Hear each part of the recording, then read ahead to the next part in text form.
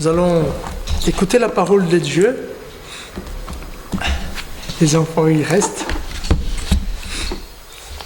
Nous allons lire un texte d'Ecclésiaste. Donc, quand on ouvre la Bible au livre des Proverbes d'Ecclésiaste ou de Job, nous devons savoir de suite qu'on parlera d'une sagesse, la sagesse de Dieu pour nous. Qui parmi nous ne voulait pas être plus sage? Et donc aujourd'hui, nous aurons l'occasion d'écouter la sagesse qui vient de Dieu.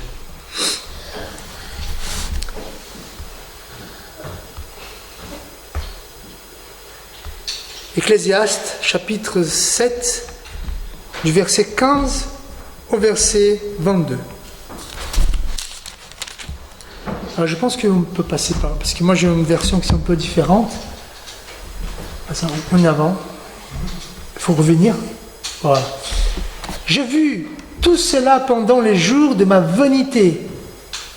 Il y a tel juste qui périt dans sa justice. Il y a tel méchant qui prolonge son existence dans sa méchanceté. Ne sois pas juste à l'excès et ne te montre pas trop sage. Pourquoi te détruirais-tu? Ne sois pas méchant à l'excès et ne sois pas insensé. Pourquoi mourrais-tu avant ton temps? Il est bon que tu retiennes ceci et que tu ne négliges point cela, car celui qui craint Dieu échappe à toutes ces choses. La sagesse rend le sage plus fort que 10 chefs qui sont dans une ville. Non, il n'y a sur la terre point d'homme juste qui fasse le bien et qui ne pêche jamais.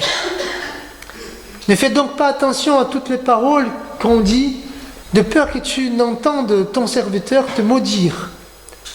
Car ton cœur a senti bien des fois que tu as toi-même maudit les autres.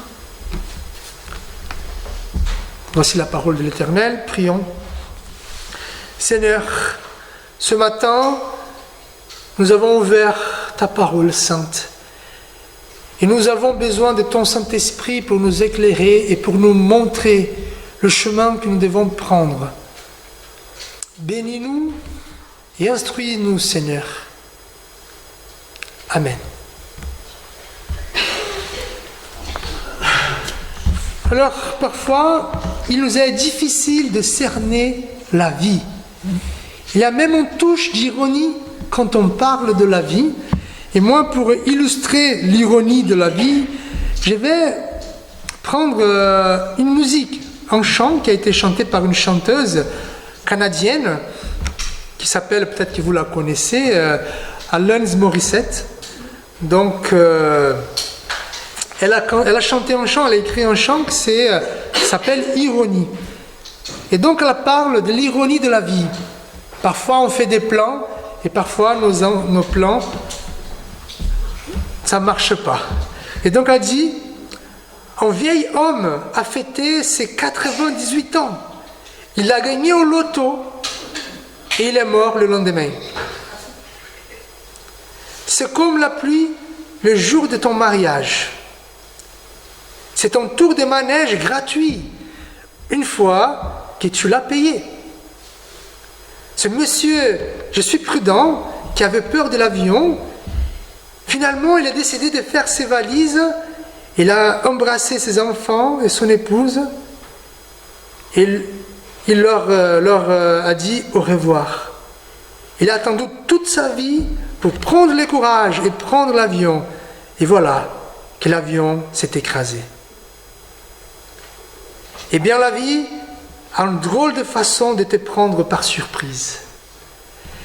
Évidemment, parfois, il y a des choses qui arrivent dans notre vie, qu'il a même ce caractère d'ironie. Comment vivre une vie? C'est une question. Comment vivre une vie que nous ne pouvons pas contrôler? Comment être sûr quand la vie a un caractère aléatoire? Elle est instable. C'est pour cela que nous sommes dans ce livre d'Ecclésiaste. L'Ecclésiaste fait partie de ces livres qu'on appelle les livres de sagesse. Donc si vous voulez être plus sage, lisez ces livres. Et donc nous avons 3 livres ici qui sont essentiels pour comprendre la sagesse de Dieu. C'est les livres des Proverbes, les livres d'Ecclésiaste et les livres de Job. Les 3 sont complémentaires. D'abord, les livres des Proverbes, c'est un livre qui parle de la sagesse. Si vous faites ce qui est sage, vous allez récolter ce qui est bien. C'est la cause et l'effet. Comme il a dit, si vous travaillez beaucoup, vous aurez toujours de quoi manger. Si vous enseignez tes enfants dans les lois de l'Éternel, tes enfants vont grandir et ils vont aimer l'Éternel.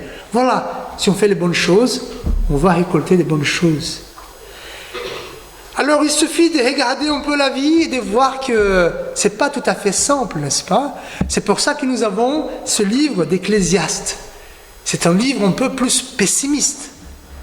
Il y a quelqu'un qui a dit que Sartre ne serait pas en désaccord avec ce livre. Pourquoi? Parce qu'il nous montre une vision un peu plus sombre de la vie. Qu'est-ce qu'il dit? La vie, elle est imprévisible. Et la sagesse et la bonté ne garantissent pas toujours le succès. Et la vie est souvent injuste. Et il suffit de regarder un peu à droite, à gauche, on voit ça. Des gens bonnes, des bonnes gens, des gentilles personnes qui ont vécu des choses catastrophiques dans leur vie. Mais il y a Job qui vient pour compléter la sagesse de Dieu. Pourquoi? Parce que si on ose demander à Dieu pourquoi j'ai subi l'injustice, pourquoi moi qui ai vécu une vie parfaite moralement aux yeux de Dieu, pourquoi j'ai vécu des choses difficiles? Et c'est ça qui s'est passé avec Job. Job était moralement irréprochable. Et lui, il a vécu la perte de ses enfants. Il a perdu la perte de ses biens. Il était malade au point de mourir. Et il pose la question, pourquoi Dieu? La réponse, il y a la justice de Dieu que nous ne pouvons pas comprendre. Voilà la sagesse. Et nous sommes dans ce livre d'Ecclésiaste qui nous va parler, qui va nous ouvrir les yeux. Il va faire 3 constats troublants de la vie. D'abord, le temps est impitoyable. Tout passe, les générations passent, tout disparaît et sont oubliés. La vie humaine est insignifiante à l'échelle cosmique. Parfois, on fait des efforts pour garder notre nom dans l'histoire du monde, mais il ne faut pas beaucoup pour comprendre que nous sommes vite oubliés. Quel est le nom de votre arrière-arrière-grand-parent?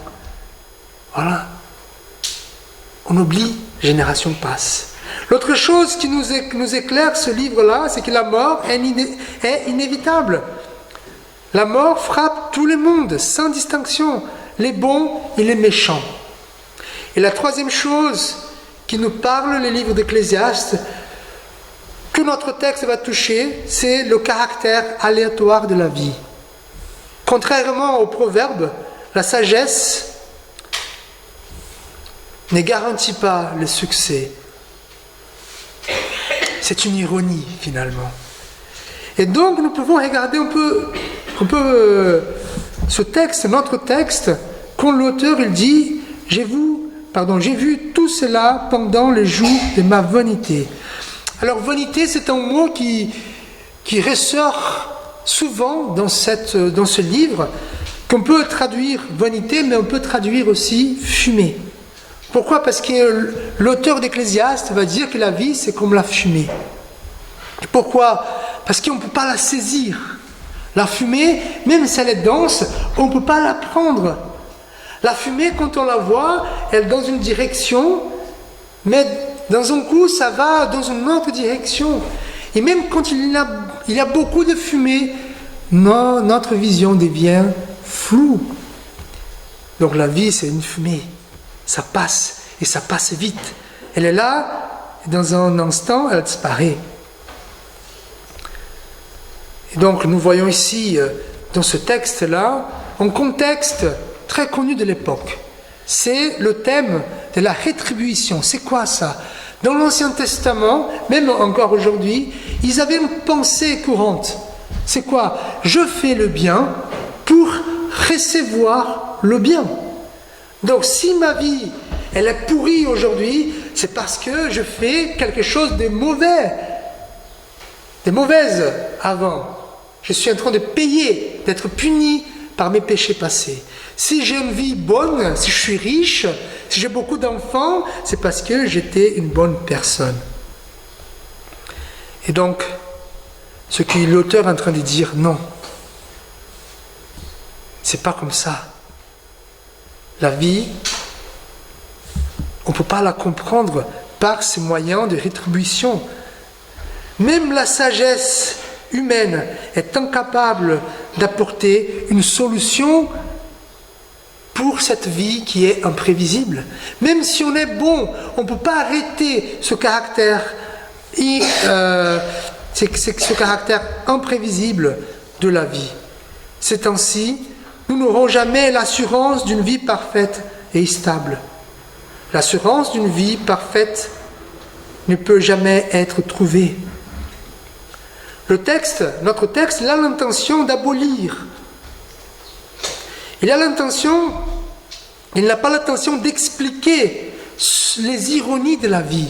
Pourquoi ce Messie qui a eu toujours peur de l'avion, qui va prendre l'avion un jour, parce qu'il a pris courage, il va voyager, mais les gars qui avaient peur d'avion, peur que l'avion tombe, qui n'a jamais voyagé en avion, le jour qu'il décide de prendre l'avion, il s'écrase. C'est une ironie. Est-ce qu'on peut expliquer cela? Non. Alors, je me rappelle de mon père. Mon père, il a eu un infarctus, ça fait 20 ans avant. Et vous savez, avant, quand on avait un infarctus, il fallait ouvrir la poitrine, prendre une artère de la jambe pour mettre. Donc, c'était une chirurgie hyper dangereuse. Et quand j'étais aux soins intensifs avec mon père, il disait, Fabio, tu sais pourquoi je suis là? C'est parce que Dieu m'a demandé d'être missionnaire, d'être pasteur, et j'ai dit non. Vous voyez, dans sa tête, il avait ce principe de rétribution. Je suis malade parce que j'ai désobéi à Dieu.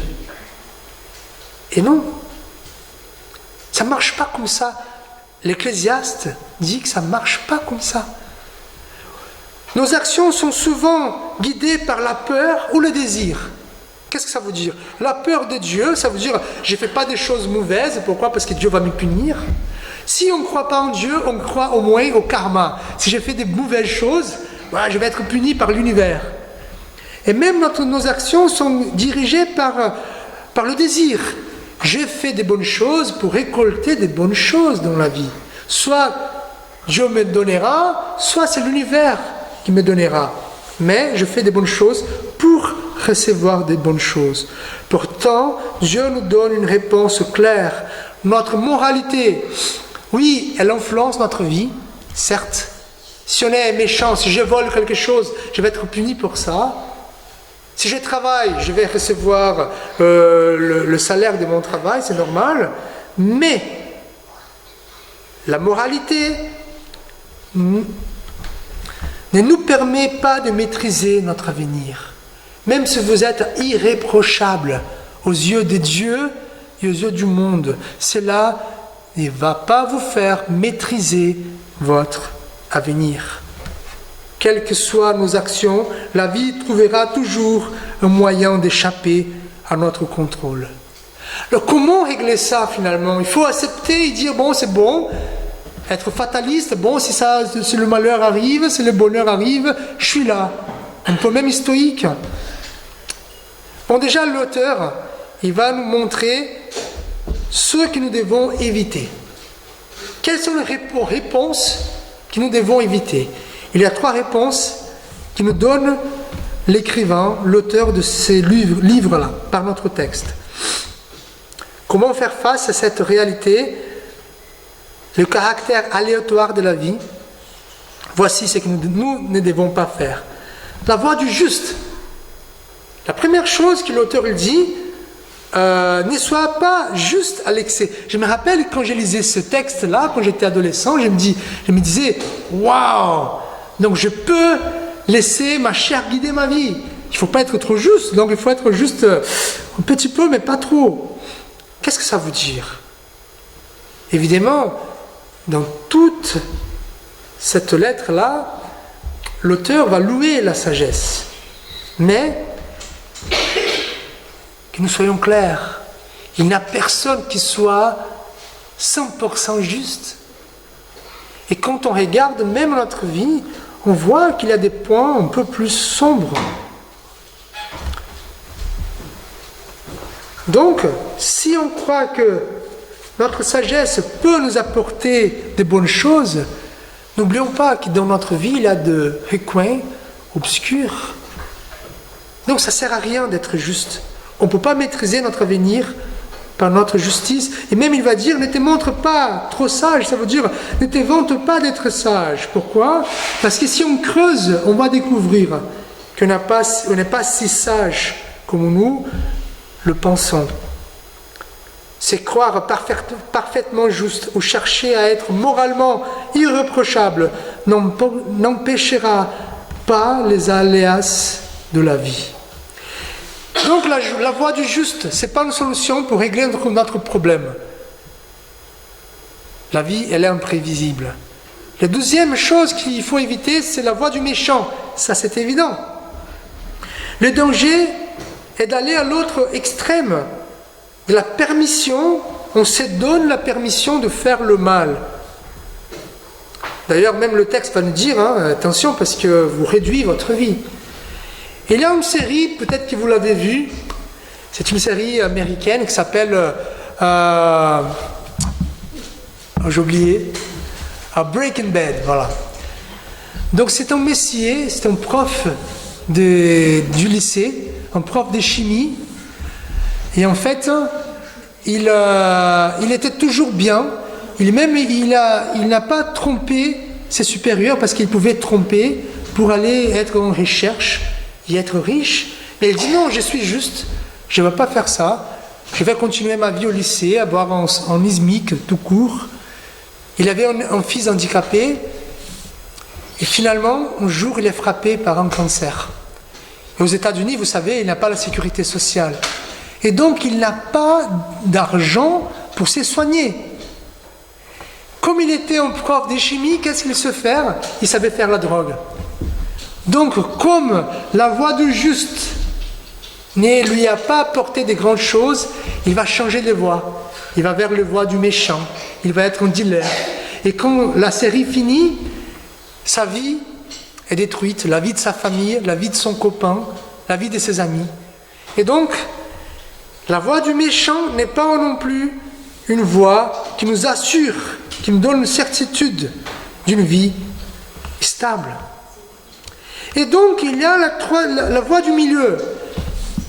C'est quoi là? C'est une troisième voie équilibrée. Peut-être celle-là, c'est une réponse. Ouais, pas très juste, mais pas non plus très méchant. Cette fausse piste doit être éliminée. Ça veut dire cette voie du milieu. Le texte, il nous montre ni juste, ni méchant. Mais est-ce que cette voie du milieu, cette voie équilibrée, peut être une solution? Alors, on ne croit pas. On ne croit pas, pourquoi? Parce que ni la vertu ni la folie ne peut nous donner des bons résultats concernant le caractère aléatoire de la vie. Et quand on pense qu'on peut échapper à cela en se disant « je vais être un peu sage, un peu vertueux et un peu méchant », ça ne va pas régler non plus notre problème.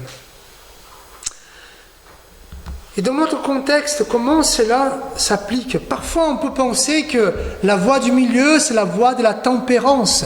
Et la tempérance, c'est une vertu cardinale, comme dit Thomas d'Aquin. La tempérance, c'est quoi? C'est être au milieu des deux extrêmes. Donc, il y a ceux qui sont en colère, en rage, enragés, et ceux qui sont indifférents. Donc, la voie du milieu, c'est être entre les deux. Mais La tempérance, c'est être au milieu. Mais ce qui dit le texte, c'est pas la tempérance. C'est juste être un peu des deux. Alors, cette voie du milieu, elle peut attirer nos attentions, nos regards. Pourquoi? Parce que on peut dire, moi je suis ni méchant ni bon, voilà, je suis Fabio là. Évidemment, il y a des pires que moi, il y a des meilleurs que moi, mais je ne suis pas le pire. Ah, vous savez, moi, j'ai fait les choses comme il faut faire. Donc j'ai un peu des bons et un peu des mal, et je ne suis pas dans l'extrême. C'est bien dosé, c'est bien pesé, c'est un peu comme on dit aujourd'hui les yin et les yang. Tous les biens, il y a un peu de mal, et tous les mal, un peu de bien. Je mens, mais pas beaucoup quand même. Je mens de temps en temps, c'est pour des petits mensonges, pas méchantes, mais pas beaucoup. Sinon, je dis, moi, je n'adultère pas. Je regarde les filles, les garçons, mais pas l'adultère, je suis contre. Ah ouais, moi, je suis honnête. J'aime bien donner mon prochain, mais un peu d'évasion fiscale pour, voilà, qui est parfait, n'est-ce pas? Et en fait, évidemment, quand le texte nous propose cette voie du milieu, c'est une blague. On ne peut pas vivre comme ça. La voie du milieu peut réconforter. Moi, j'ai mis ici, peut conforter notre cœur bourgeois, entre parenthèses. Je ne parle pas bourgeois en tant que riche, mais bourgeois historique, ça veut dire les gens qui voulaient faire semblant à la société qu'ils étaient parfaits. Et parfois, nous souhaitons montrer à la société que nous sommes parfaits. Nous venons à l'église, ma famille est parfaite. J'ai un garçon qui est un vrai garçon. J'ai une fille qui est une vraie fille. J'ai un mariage qui n'a été jamais cassé. Je suis parfait. Évidemment, cette voie du milieu peut réconforter un style de vie comme ça. Pourtant, et encore une fois, ça ne peut pas nous rassurer la stabilité de la vie. Alors, quelle est la bonne réponse finalement? Comment vivre une vie qui est imprévisible? Et voici la réponse de l'auteur, la sagesse de Dieu.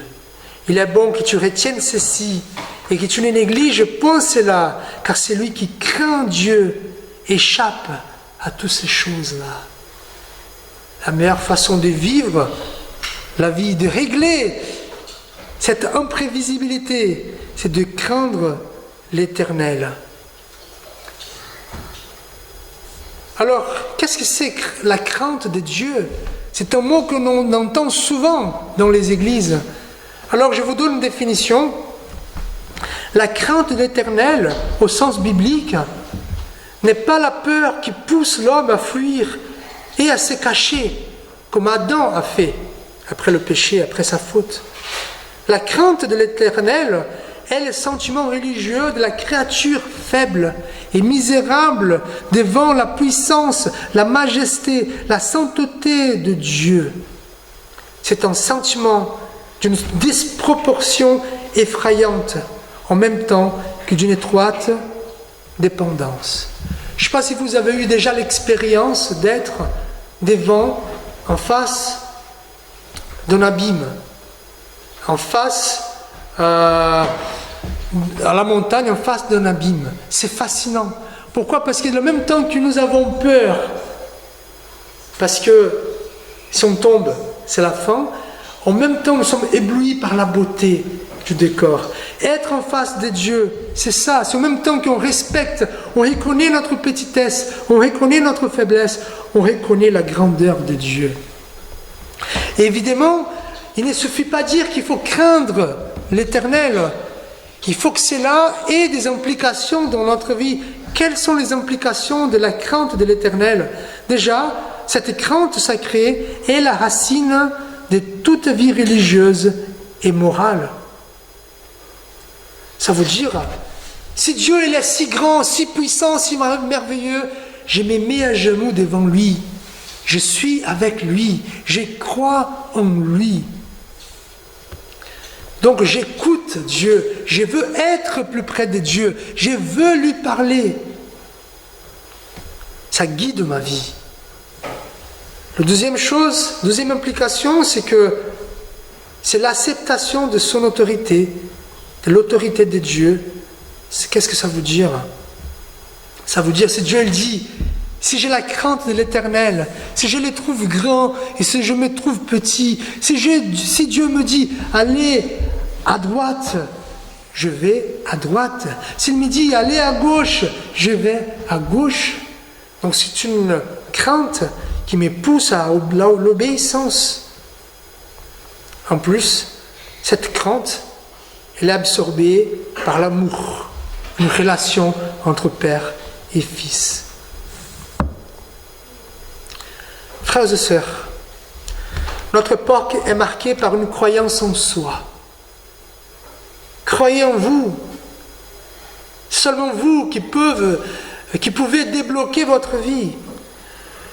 Notre époque est marquée par la croyance à la science.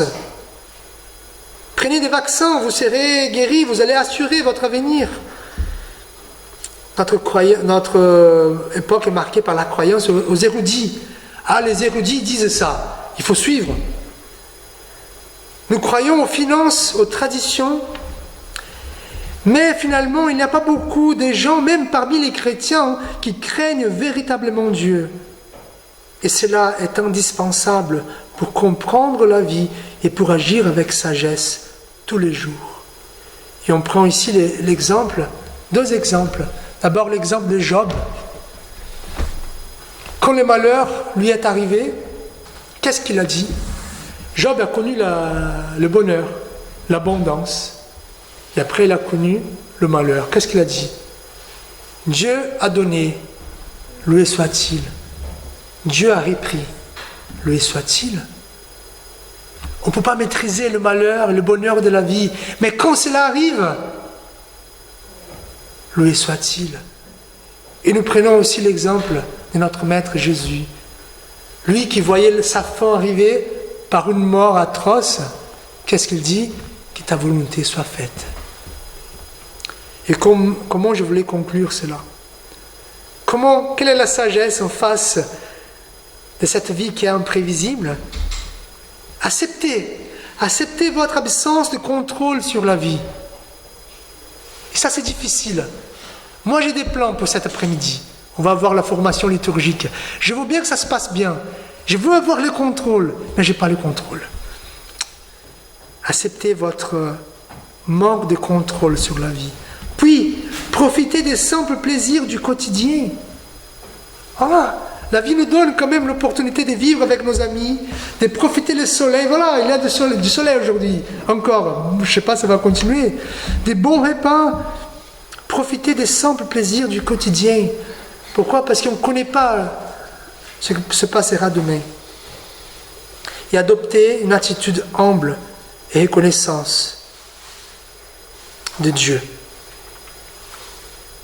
Et je finis, je passe avec un exemple. Je ne sais pas si vous avez lu le livre Le curé de campagne. C'est un livre d'un jeune curé en France, dans les années 30, je crois, avant-guerre. Tout jeune, il avait à peu près 20 ans. Lui, il part dans une paroisse catholique. Et il trouve, déjà, il est tout nouveau, il n'avait pas d'expérience, il trouve une paroisse difficile à gérer, avec toutes les problématiques. Il avait le patron du village qui trompait son épouse avec la maîtresse des enfants. Il a jeté là-dedans, il avait les enfants, là, les catéchumènes, qui s'est moqué du curé parce qu'il était jeune. Et donc lui, il était malade, il ne pouvait pas manger beaucoup de choses, donc il buvait seulement un vin qui ne pouvait pas être un vin nouveau, il fallait être un vin vieux, un peu la vinaigre, et des bouts de pain. Et donc, à chaque fois que les gens venaient chez lui, ils voyaient une bouteille de vin à la moitié vide, parce qu'il peinait un peu. Et donc les gens pensaient qu'il était ivre tous les jours. Même un jour, dans la nuit, il est en train de faire des visites, il tombe dans les pommes parce qu'il est malade, et les gens ont cru qu'il était ivre. Et donc, quelques années après, dans cette paroisse, il découvre qu'il est malade et qu'il a quelques jours de vie. Quelle vie de quelqu'un qui s'est donné à Dieu. Et comment il va conclure sa vie? Sa phrase, bon, je vais vous raconter la fin du livre. Il dit, tout est grâce. Vous vous rendez compte? Et c'est ça. C'est ça la sagesse. Ce qui nous arrive, tout est grâce. Je vous invite à la prière. Seigneur notre Dieu, tu sais combien j'ai peur de prêcher des choses comme ça. Je ne veux pas être éprouvé dans cette matière. Mais Seigneur, donnez-nous par ton esprit cette sagesse de vivre la vie telle qu'elle est. Nous ne pouvons pas changer son cours, mais nous pouvons vivre sagement chaque moment que tu nous donnes. Seigneur, que nous puissions avoir cette sagesse de dire « Tout est grâce ». Amen. Je vous invite à vous lever pour l'exhortation, la bénédiction.